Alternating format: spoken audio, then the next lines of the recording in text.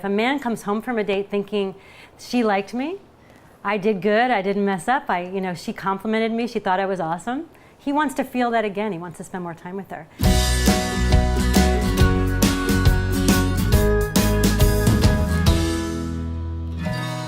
So we're all matchmakers, we have that in common, but you know what else we have in common?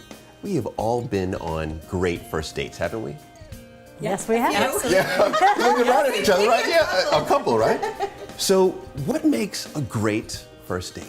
How about doing something different that don't always feel that you have to go to dinner?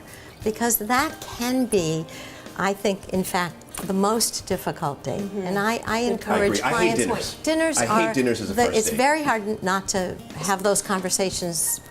Just feel that they're somehow not smooth, and I don't care if it's the football game. Sure. But it doesn't matter what it is, but it's a lot more fun to do something engaging that you've both decided would be fun. I had a client a few weeks ago, he's taking me to the circus. She said, it's the oddest thing I've ever heard, but it sounds so much fun. Oh, yeah. I said, it's great. Oh, yeah. Go to the Popcorn. circus, have fun. I think the best way to get to connection is if you task yourself every date you go on, okay, this is your job. Every date, you're gonna find out what excites that person. What are they passionate about? Like that is, if you walk out of the date knowing that and being willing to share something about yourself of what you're passionate about, the energy on that date is gonna be off the charts. You may not be a match, you may not be a fit, but you are gonna have a good time, and it's going to be a whole different energy that's going to feed off. Okay. And it's not going to be a boring date. So you're saying that you can have a great date and not have a good match on the date? Yes, and I will say to have a good experience for both parties, because I get feedback, you guys probably get the same feedback all the time. Somebody will call me and say, Marla, all the other person did was talk about themselves. They didn't ask me one question about me. It was just they talked the whole time. But then the other person will say the same thing about them. So I'm like, piecing it together is difficult. They both had that vision, the same experience. So listening is very important, and asking them questions and listening, and then sharing. So it's got to be a give and take. You can't just blah, this is a therapy session, or this is my time to tell everything about me. You've got to make sure that person does feel heard, because we all love to talk about ourselves, right? Sure, we do. And when somebody seems interested in you, wow, oh my God, you did that, and tell me more. And you feel a connection with them. You feel excited, and even if it wasn't that love match, you think, God, I met a great guy. Maybe he's good for my friend, Suzanne or whatever. But I want to know him, or I want to. So I hear this, right? You guys are saying, about the connection and the talk, and I hear that.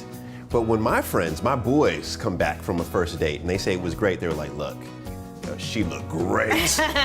I was feeling good. So they talk about the physical. Right, How that's the important man. is the physical on the first date? But it's not just about the physical. It's about knowing how to flirt. And what is flirting? So flirting's not always sexual. Flirting is about making the other person feel good when you're with them.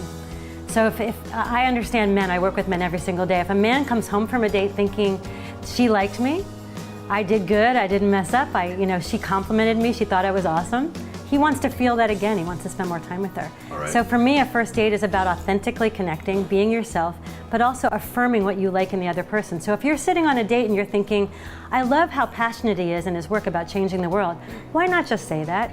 You know what I love about you? I love how passionate you are about changing the world.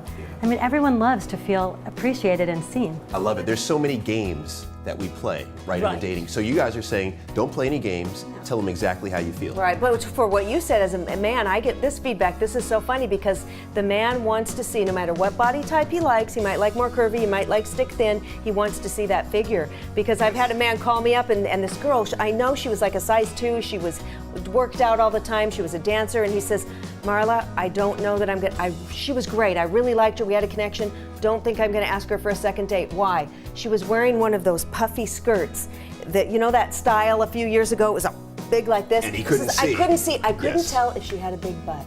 I couldn't tell, and I said, listen, I don't Although think big butts are well, for him it wasn't what he wanted. No, and I said, but I really don't think she does. He says, you know what? I can't risk it. And he was not willing to take that time out of his life for a second date with somebody. He couldn't risk that he liked her body type. And I hear that now, yes, I'm in LA, but I hear this kind of thing all the time. Men, they want to see.